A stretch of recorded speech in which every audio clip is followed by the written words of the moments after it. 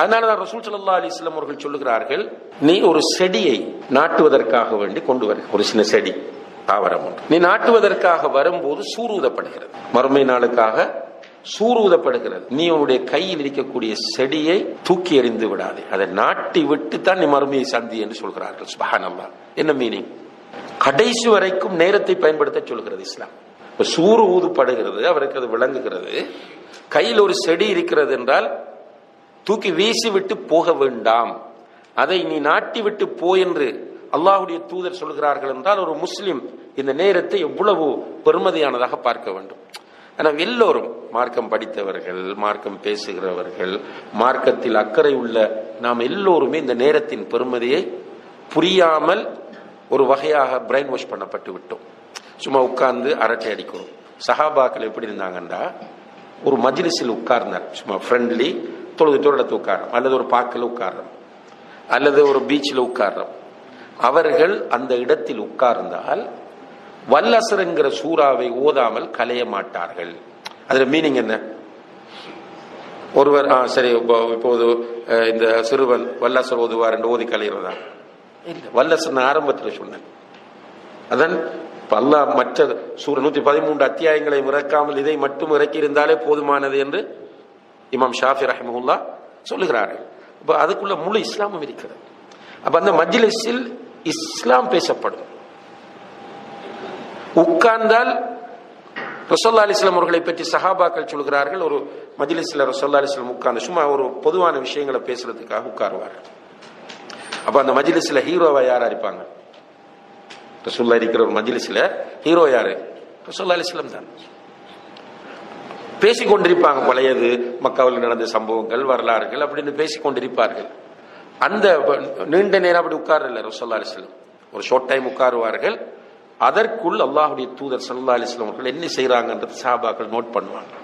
ஒரு சஹாபி சொல்லுகிறார், ரப்பிக்ஃபிர்லி வதுப் அலைய இன்னக அன்தத் தவ்வாபுர் ரஹீம். ரப்பிக்ஃபிர்லி வதுப் அலைய இன்னக அன்தத் தவ்வாபுர் ரஹீம் என்பதை அல்லாஹ்வுடைய தூதர் அந்த சபையில் 100 தடவைகளுக்கு மேல் சொல்லிவிடுவார்கள். சுப்ஹானல்லாஹ். அந்த டைமை யூட்டிலைஸ் பண்றது. அதே போல சஹாபாக்களை நீங்க பாத்தீங்கன்னா தஹஜ்ஜுக்கு எழுந்திருப்பார்கள். எழுந்திருந்து அவர்கள் ஒரு பகுதி குர்ஆன் ஓதுவார்கள். தஹஜ்ஜுடைய நேரத்தில் எழுந்திருந்து அதுல ஒரு பகுதி நேரம் குர்ஆன் ஓதுவார்கள், மற்ற பகுதியில தொழுது துஆ கேட்பார்கள். இரவில் இஷாக்கு பிறகு விழித்துக் கொண்டிருப்பதை அல்லாஹ்வுடைய தூதர் ஸல்லல்லாஹு அலைஹி வஸல்லம் அவர்கள் வெறுத்தார்கள். இஷாவோட தூங்கிருங்க இருந்துச்சு. இந்த நடைமுறையெல்லாம் ஆரம்பத்தில் இருந்தது. மகரிப் தொழுதுட்டு வந்து சாப்பிட்டுட்டு போய் இஷா தொழுதுட்டு வந்து அல்லாஹ்ட்ட தூங்கிடுவாங்க. ஆனால் எல்லாம் இப்ப அப்சைட் டவுன், தலைகீழா மாறிச்சு. அப்ப இரவு இஷாக்கு பிறகு ஒருவர் கொஞ்சம் ஏழியா தூங்கினா என்ன நடக்கும்? இப்போ மருத்துவ ரீதியாக நமக்கு என்ன சொல்றாங்கன்னா, ஒருவர் குறைந்தது ஒரு 6 மணி நேரம் 7 மணி நேரம் தூங்கணும்னு சொல்றாங்க. தாராளமா தூங்கலாம். இஷாக்கு பிறகு என்ன செய்யறோம்? அப்போ உங்களுக்கு கம்பெனியில வேலை, அல்ஹம்துலில்லாஹ் ஹலால் செய்யுங்க. நான் கிளாஸ் எடுக்கிறேன், அல்ஹம்துலில்லாஹ் கூடும். இன்னும் ஒருவர் ஃபேமிலியை கூட்டு ஹாஸ்பிட்டலுக்கு போறார், கூடும். இன்னும் ஒருவர் ஒரு முக்கியமான தேவைக்காக வேண்டி போறார், இஷாக்கு பிறகு கூடும், அனுமதிக்கப்பட்டிருக்கிறது. ஆனால் நாம் என்ன செய்கிறோம்? இஷாக்கு பிறகு உள்ள நேரத்தை நாம் எவ்வாறு கழிக்கிறோம்? பெருமதியாக கழிப்பவர்கள் மிக அரிதானவர்கள் தான். நாம் நான் சொல்றது இங்க உட்கார்ந்து இருக்கிற உங்களை மட்டும் நான் டார்கெட் பண்ணல. பெரும்பாலான மக்களுடைய நிலை, நம்முடைய நேரங்கள் அப்படியே போகுது. சுப்ஹானல்லாஹ். அப்படி பேசி பேசி ஒரு ரெஸ்டாரண்ட் போனோம்னா உட்காந்து பேசிட்டே இருக்கிறோம். பிறகு வீட்டுக்கு வந்து தூங்க முடியாது. நிறைய பேர் நம்ம ஹானஸ்ட்லி ஏற்றுக்கொள்றோம். என்னண்டு இந்த கொஞ்ச நேரம் ஃபேஸ்புக் பார்க்காம, கொஞ்ச நேரம் போன் பார்க்காம எனக்கு நைட்ல தூக்கம் வராது, அடிக்ட். அப்படி இருந்துட்டு உது இல்லை, திக்ர் கிடையாது, ரைட், அப்படியே தூங்கிடுறோம். அதுலேயும் பாருங்க, வீட்டில் கொஞ்சம் ஹஸ்பண்ட் அண்ட் ஒய்ஃப் க்ளோஸ் ஆகிருக்கிற வீடுகளாக இருந்தால் கொஞ்சம் நேரத்தோட வீட்டை போயிடுவார். போன பெட்டில் இவர் ஒரு பக்கம் இருந்துட்டு போன் பார்ப்பார், வைஃப் இன்னொரு பக்கம் இருந்துட்டு போன் பார்ப்பாங்க. அப்படியே போனை பார்த்த மாதிரியே தூக்கம் போகுது. பிள்ளைகளுடைய அவங்களுக்கு செப்பரேட் முதல்ல எல்லாம் நம்ம வீட்டில் அப்படி ரூம்ஸ் இருக்காது. பிள்ளைகள்லாம் ஒரு ரூம்ல தூங்குவாங்க, பேரண்ட்ஸ் ஒரு இடத்துல தூங்குவாங்க, அல்லது எல்லாருமே ஒன்றா தான் தூங்குவாங்க. இப்ப தனித்தனியை கொடுத்தாச்சு எல்லாருக்கும் ரூம், எல்லாரும் கையிலையும் போன் இருக்கு. சுப்ஹானல்லாஹ், பிள்ளைகள் அப்படியே காதுக்குள்ள ஹெட்செட்டை போட்டு ப்ளூடூத்தை போட்டு பாட்டு கேட்ட மாதிரி, மியூசிக் கேட்ட மாதிரி, சினிமா பார்த்த மாதிரி, அல்லது இதையும் தாண்டிய பெரிய ஜாஹிலியத்துகள் இருக்கின்றன. அந்த ஜாஹிலியத்துகளை செய்த நிலையில் தூங்குறாங்க. ஷைத்தான் என்ன பண்ணுவான்? பொதுவாகவே தொழுகையாளியாக இருந்தாலும் இபாதத்தாளியாக இருந்தாலும் ஷைத்தான் தூங்கும் போது தலைமாட்டில் 3 முடிச்சுகளை போடுகிறான். போட்டு அதில் அடிக்கிறான்.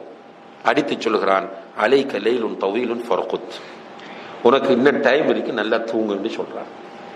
இவன் அப்படியே தூங்கிட்டா, ஃபஜ்ர் இல்லாம தூங்கி விட்டால் ஷைத்தான் அவனுடைய காதில் சிறுநீர் கழிக்கிறான். நபி ஸல்லல்லாஹு அலைஹி வஸல்லம் சொல்கிறார், அவனுடைய காதில் சிறுநீர் கழிக்கிறான். காலையில் எழுந்திருக்கும் போது சோம்பேறியாகவும், சோம்பேறி என்று சொல்றது பிசிக்கல் சோம்பேறித்தனத்தை மட்டுமல்லது, மைண்ட் சோம்பேறித்தனம், அதாவது இபாதத்துகளில் ஈடுபாடு இருக்காது, இபாதத்துடைய விஷயத்தில் சோம்பேறித்தனம். இப்படி எழுந்திருப்பான். அதே நேரத்தில் ஹபீசுன் நஃப்ஸ், கெட்டவனாகத்தான் எழுந்திருப்பான். அதனால தான் பார்க்கிறோம், எழுந்து போனா அடுத்தவனுடைய பலாய், அடுத்தவனுக்கு எதிரான சதிகள், புறம் பேசுறது, அவதூறு சொல்றது, மூட்டி விடுறது, ஒரு செட்டா பிரிக்கும் குலைப்பாங்க, ஃபேமிலிகளை பிரிப்பாங்க. இது பரவலா நடக்குது. ஏனென்றால் தொழுகையில் நான் நினைக்கிறேன் பெரும்பாலான முஸ்லிம்கள் பேணுதல் இல்லை. அதிலேயும் தொழுகையாளிகளில் நான் நினைக்கிறேன் மிக பெரும்பாலானவர்கள் ஃபஜ்ர் தொழுகையில் பேணுதல் இல்லை. ஃபஜ்ர் தொழுதால் ஃபஹுவ ஃபீ திம்மத்தில்லாஹ், அல்லாஹ்வுடைய பொறுப்பில் இருக்கிறார்.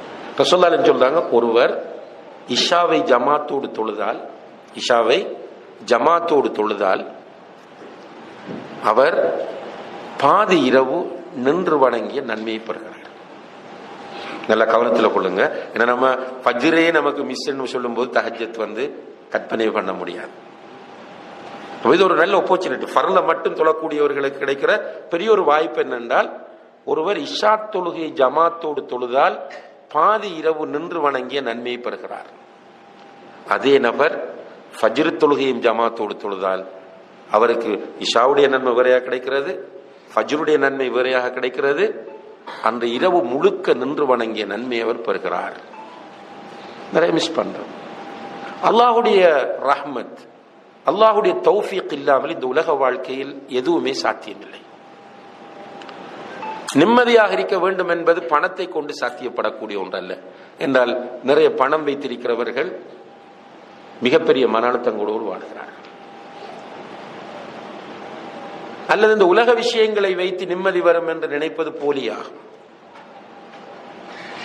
பெரும் பெரும் பணக்காரர்கள் அவர்களுடைய பிள்ளைகளுக்கு திருமணம் முடிச்சு கொடுத்திருக்கிறாங்க, குடும்ப வாழ்க்கை ஃபெயிலியர்,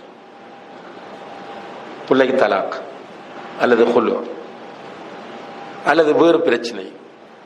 அப்ப நிம்மதி வேண்டும் என்றால் அல்லாஹுடைய ரஹ்மத் வேண்டும், அல்லாஹுடைய தௌஃபீக் வேண்டும். அல்லாஹுடைய தௌஃபீக் வேண்டும் என்றால் அல்லாஹோடு நெருங்க வேண்டும். இதனுடைய மீனிங் அன்புள்ள சகோதர சகோதரிகளே, எந்த நேரமும் கையில் ஒரு தஸ்மமணி வச்சுட்டு சுப்ஹானல்லாஹ் அல்ஹம்துலில்லாஹ்னு சொல்லி கொண்டிருங்கன்னு சொல்லல, அல்லது மஸ்ஜிதிலே போய் 24 மணி நேரம் இஅ்திகாஃப் இருங்கன்னு நம்ம சொல்லல. நம்முடைய முழு வாழ்க்கையையும் இஸ்லாமியமயப்படுத்துங்கள் என்று சொல்கிறோம். பிள்ளைகளோடு நேரம் ஒதுக்குவது இபாதத். ரசூலுல்லாஹி அலைஹி வஸல்லம் அவர்கள் மனைவியோடு நடந்து கொண்ட முறை, அவர்களுடைய மனைவிமாரோடு நடந்து கொண்ட முறைகளை படிக்கிற போது, இப்ப இந்த ஹாப்பி ஃபேமிலி என்று ஃபேமிலி கவுன்சிலிங் அது நிறைய பேசுறாங்க.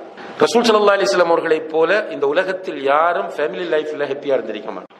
மனைவியோடு விளையாடுவார்கள், விளையாட்டுகள் பார்ப்பதற்கு மனைவியை அழைத்து செல்வார்கள். ஆனா என்ன பண்ணணும் என்றால் ஹலால் ஹராம் பார்க்க வேண்டும். ஒரு என்டர்டைன்மெண்ட், பொழுதுபோக்கு தேவை.